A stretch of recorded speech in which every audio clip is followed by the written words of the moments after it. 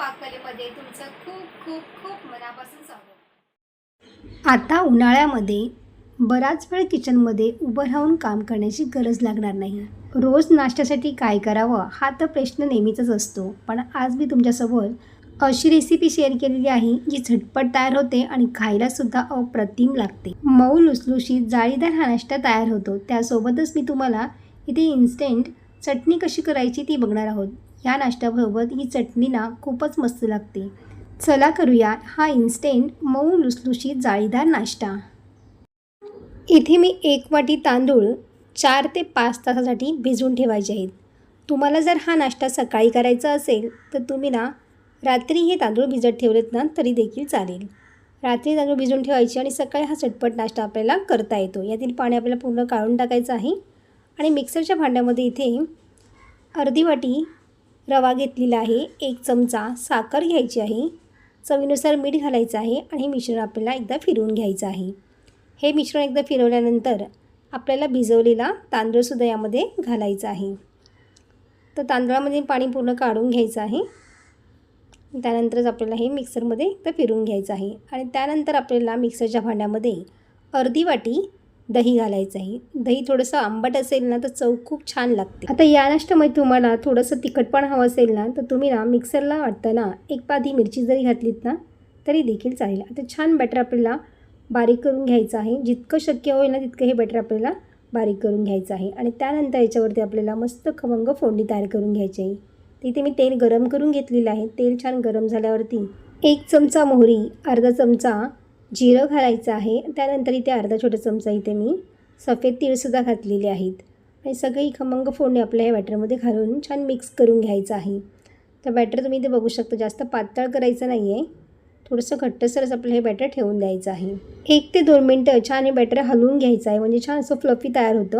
हे बॅटर छान हलकं तयार होतं। आता इथे मी 7 ते 8 कढीपत्त्याची पानं बारीक चिरून घेतलेली आहे, ते आपल्या बॅटरमध्ये घालायची आहे। त्यामुळे याचा सुवास खूप मस्त एकदम दरवळतो।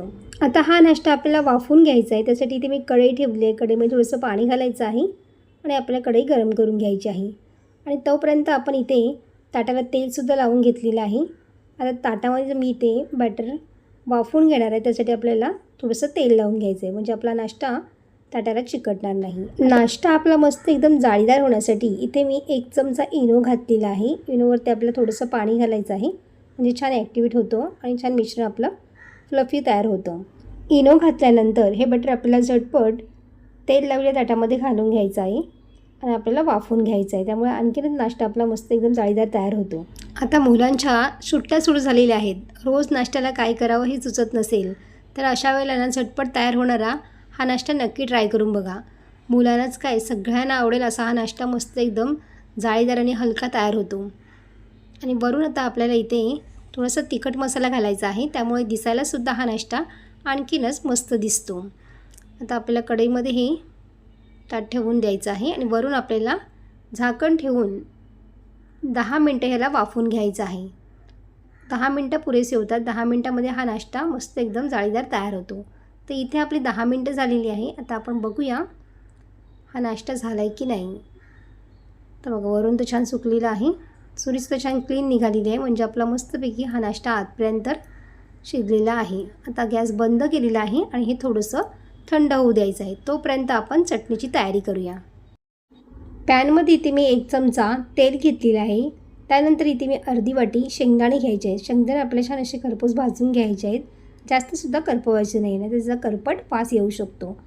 त्यानंतर इथे मी 2 टोमॅटो बारीक कट करून घेतलेले आहेत, ते सुद्धा आपल्याला 2-3 मिनटं छान परतून घ्यायचे आहे।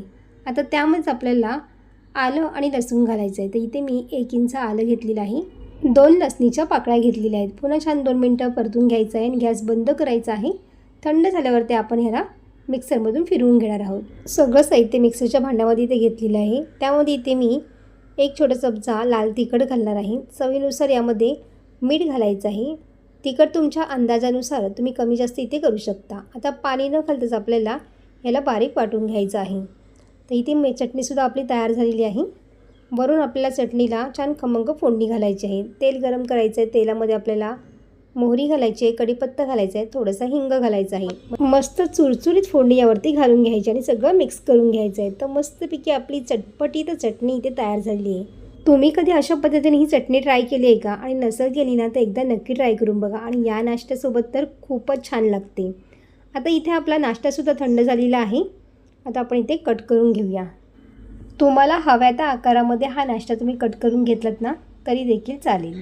इथे मी त्रिकोणी आकारामध्ये कट करून घेणार आहे. तुम्ही चौकोनी आकारामध्ये कट केलं ना तरी देखील चालेल. तर तुम्हाला इथे एक पीस मी काढून दाखवते बघा. बघा मस्त एकदम जाळीदार हा नाश्ता तयार झालेला आहे आणि जी जाळीसुद्धा तुम्ही बघू शकता कारण मस्त मऊ लुसलुशीत हा नाश्ता तयार होतो. जाळीसुद्धा किती छान आतपर्यंत पडलेली आहे तुम्ही पाहू शकता बघा. या नाश्त्याचं खासियत म्हणजे हा नाश्ता थंड झाल्यावर सुद्धा टेस्टी लागतो आणि खरंच मस्त एकदम मऊ लुसलुशीत नाश्ता तयार झालेला आहे.